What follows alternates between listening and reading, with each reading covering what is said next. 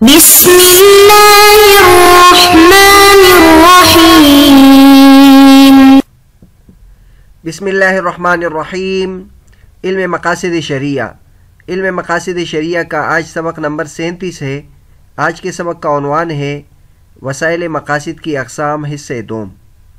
آج کے سبق میں ہم وسائل مقاصد یعنی مقاصد کے جو وسائل ہیں اس کی اقسام کا دوسرا حصہ ذکر کریں گے۔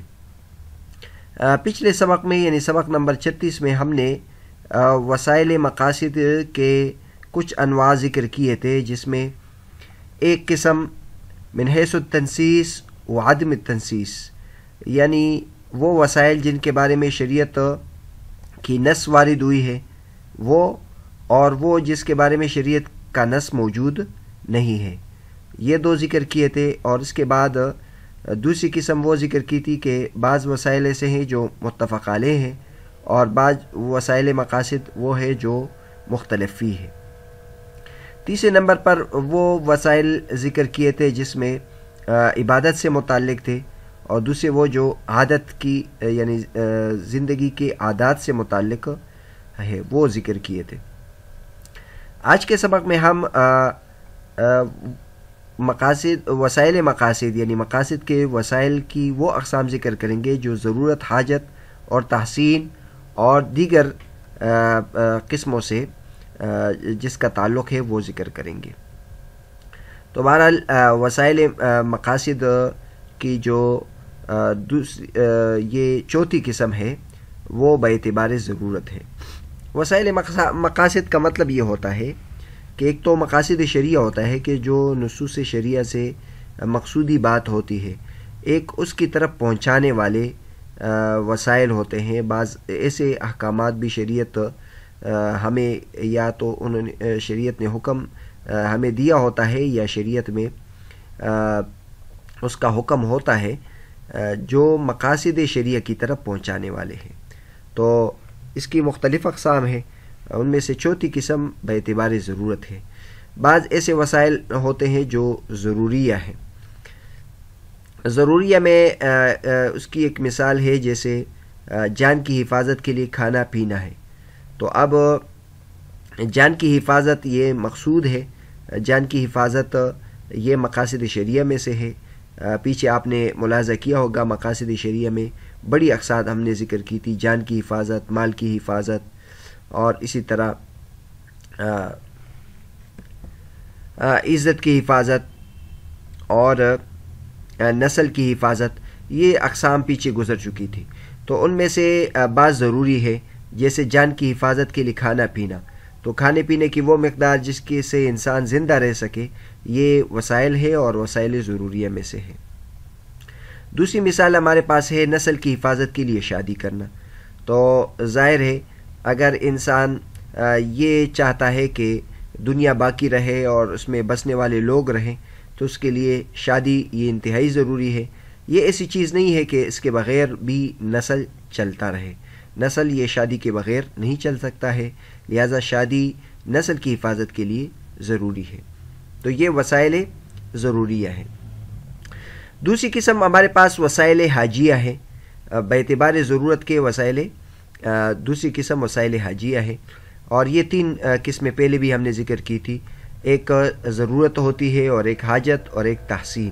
ضرورت وہ ہوتی ہے جس کے بغیر چارہ کار نہ ہو، حاجت وہ ہے کہ اس کے بغیر تو چارہ کار ہو لیکن انسان کی زندگی میں بہت زیادہ تکلیف آتی ہے، اور تحسینیہ اس کو کہتے ہیں کہ جس میں ضرورت بھی نہ ہو، حاجت بھی نہ ہو، لیکن اس کی وجہ سے خوبصورتی آتی ہے۔ تو بہرحال وسائل حاجیہ یعنی حاجت سے متعلق وسائل کو ہم دیکھ لیں تو اس کی مثالیں ہمارے پاس ہے وسائل ٹرانسپورٹ، نقل و حرکت کے جو وسائل ہیں جیسے ٹرانسپورٹ کی سہولت ہے۔ تو یہ انسان کی زندگی میں اگرچہ ضروری نہیں ہے، یعنی انسان کے پاس اگر اپنی گاڑی نہ ہو، موٹر سائیکل نہ ہو، سائیکل نہ ہو، تو انسان کی زندگی گزرتی ہے لیکن تکلیف کے ساتھ گزرتی ہے۔ تو نقل و حمل کے جو وسائل ہوتے ہیں یہ وسائل حاجیہ میں آتے ہیں۔ اسی طرح کمیونیکیشن کے جو وسائل ہوتے ہیں، اتصالات کے جو وسائل ہوتے ہیں جیسے موبائل ہے، اور اسی طرح تو اب یہ زندگی کے کے لیے ضروری وسائل میں سے آتے ہیں، تو اس کو وسائل یہ بھی اس کی مثال بن سکتی ہے۔ تیسرے نمبر پر وسائل تحسینیہ ہے۔ وسائل تحسینیہ کا مطلب یہ ہوتا ہے کہ وہ وسائل، وہ ذرائع جو اگرچہ ضرورت اور حاجت میں نہ ہو لیکن اس سے انسان کی زندگی میں خوبصورتی آتی ہے، نظم و ضبط آتا ہے اور سکون آتا ہے، سہولت آتی ہے۔ جیسے اس کی مثال ہم دیکھ لیں، لہو لعب اور تفریح کے جو سامان ہے، تفریح کے جو وسائل ہے، جیسے پارک وغیرہ، یہ اس میں آ جاتے ہیں۔ انسان کی زندگی کے لیے ضروری تو نہیں ہے لیکن اس کی وجہ سے انسان کی زندگی خوبصورت ہوتی ہے۔ تو لہٰذا پارک کی تعمیر اور اس کے علاوہ سیر سپاٹا اور اسفار وغیرہ، اور یہ ان وسائل میں سے ہے جو وسائل تحسینیہ ہیں، یعنی اس کی وجہ سے انسان کی زندگی میں شادابی آتی ہے، خوبصورتی آتی ہے۔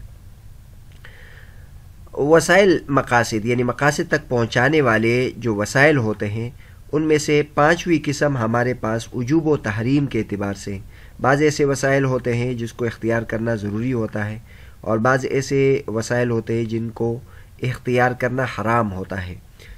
جیسے مثلا وسائل واجبہ میں ہم دیکھ لیں، وضو نماز کے لیے یہ ضروری ہے، نماز کے لیے وضو کرنا یہ ضروری ہے۔ وضو یہ ایک وسیلہ ہے نماز کی طرف پہنچانے کے لیے، اور یہ ضروری ہے اس لیے کہ اس کے بغیر نماز نہیں ہوتی۔ وسائل مندوبہ، دوسری قسم وہ ہوتی ہے جو واجبہ تو نہ ہو لیکن وہ واجب سے نیچے کے درجے میں آتا ہو، جیسے سعی طواف نفل کے لیے۔ اگر کوئی نفل طواف کر رہا ہو تو اس کے لیے سعی کرنا یہ پھر واجب نہیں ہوتا ہے لیکن مندوب ہوتا ہے۔ وسائل محرمہ اگر ہم دیکھ لیں، یعنی وہ وسائل جو حرام ہے اور اس کو وہ چونکہ حرام کی طرف پہنچانے والے ہیں، لہٰذا اس کو کرنا درست نہیں ہے۔ جیسے اجنبی عورت کے ساتھ خلوت اختیار کرنا۔ دراصل شریعت ہمیں کہتی ہے کہ اجنبی زنا کرنا حرام ہے یا بدفعلی کرنا حرام ہے، لیکن بہت ساری ایسے امور شریعت نے ناجائز قرار دی ہے جو بدفعلی یا زنا کی طرف پہنچاتی ہے۔ اس میں ایک قسم یہ ہے کہ اجنبی عورت، یعنی جو آپ کی محرم نہیں ہے، جس کے ساتھ نکاح کرنا جائز ہے، اس کے ساتھ ایک کمرے میں رہنا یہ درست نہیں ہے۔ اگر کبھی خلوت کی صورت پیدا ہو تو انسان اس سے پرہیز کرے یا اپنے ساتھ کسی اور کو بھی شامل کرے تاکہ اس کے ساتھ علیحدگی ایک کمرے میں نہ آئے۔ قدرتی بات ہے کہ جب انسان اس طرح کی عورت کے ساتھ ایک کمرے میں رہتا ہے تو پھر حدیث شریف میں آتا ہے کہ شیطان ان کے درمیان میں آ جاتا ہے اور پھر وہ بدکاری کی طرف پہنچاتے ہیں۔ تو اس لیے انسان ایسے وسائل سے بھی اپنی حفاظت کرے۔ وسائل مباحہ، یعنی یہ چوتھی قسم ہے، وسائل واجبہ، وسائل مندوبہ، وسائل محرمہ اور وسائل مباحہ۔ وسائل مباحہ ان وسائل کو کہتے ہیں، ان ذرائع کو کہتے ہیں جن کو اختیار کرنا انسان کے لیے مباح ہو، یعنی اس کی اجازت ہو، اس کے لیے ضروری بھی نہ ہو لیکن اس کے لیے اس کو منع بھی نہ کیا گیا ہو۔ جیسے مثلا بچوں کے ساتھ کھیل کود اور سیر و تفریح۔ بچوں کے ساتھ کھیل کود اور تفریح کرنا، گپ شپ لگانا، تو یہ ضروری بھی نہیں ہے، لیکن ضروری جب ہم کہتے ہیں کہ ضروری نہیں ہے تو یہ شرعی اعتبار سے ہم کہتے ہیں کہ شرعی اعتبار سے فرض واجب یہ نہیں ہے۔ باقی یہ نہیں ہے کہ بچوں کے ساتھ کھیل کود کرنا یہ یعنی بچوں کے لیے مفید نہیں ہے یا انسان کے لیے مفید نہیں ہے، مفید بہت زیادہ ہے، اس اعتبار سے ضروری بھی ہے، لیکن شریعت کے اعتبار سے اس کو مباح چھوڑا گیا ہے، اور اگر انسان کھیل کود کرتا ہے تو یہ اس کے لیے جائز ہے۔ اس طرح سیر و تفریح کے لیے بعض مرتبہ انسان جاتا ہے اور بہت زیادہ یعنی پیسے خرچ کرتا ہے، اور تو شریعت اس کو ناجائز نہیں قرار دیتی۔ جب انسان اپنے ضروری کام انجام دے اور اس کے ساتھ اگر کبھی سیر و تفریح کے لیے بھی جائے، جائز سیر و تفریح کے لیے بھی جائے، تو اس کو شریعت منع نہیں کرتی۔ تو یہ وسائل ہے اور یہ وسائل مباحہ ہے۔ وسائل اس طریقے سے ہے کہ یہ انسان کے صحت کے لیے بھی مفید ہے اور انسان کے ذہن کے لیے بھی مفید ہے، اور اسی طرح جسم کے لیے بھی مفید ہے، تو لہٰذا اس کو بطور وسیلہ استعمال کرنا۔ تو بہرحال آج کا جو ہمارا سبق تھا، سبق نمبر 37، اس میں ہم نے جو انواع وسائل ہے، وسائل مقاصد، اس کی باقی اقسام ہم نے ذکر کی، جس میں ہم نے ضرورت، حاجت اور تحسین والی اقسام ذکر کی، یعنی وہ وسائل جو ضروری ہے، وہ وسائل جو وسائل حاجیہ ہے یعنی حاجت میں آتے ہیں، اور وہ وسائل جو تحسینیہ ہے یعنی اس کی وجہ سے انسان کی زندگی میں خوبصورتی آتی ہے۔ اس کے بعد پھر ہم نے وسائل من حیث الحکم بھی ذکر کر دیے، وہ جو واجب ہو یا مندوب ہو یا حرام ہو یا مکروہ ہو اور یا مباح ہو، یہ بھی ہم نے ذکر کر دیے۔ اگلے سبق میں ہم وسائل کے وہ اقسام ذکر کریں گے جو من حیث الثبات و تغیر ہو، یعنی وہ وسائل جو ایک جگہ ٹھہرے ہوئے ہو اور ان میں تبدیلی نہیں آتی، اور وہ وسائل جس میں تبدیلی آتی ہے۔ اس طرح وہ وسائل جو مقبول ہے اور وہ وسائل جو مردود ہے، اس کے بارے میں انشاءاللہ اگلے سبق میں تفصیل سے ذکر کریں گے انشاءاللہ۔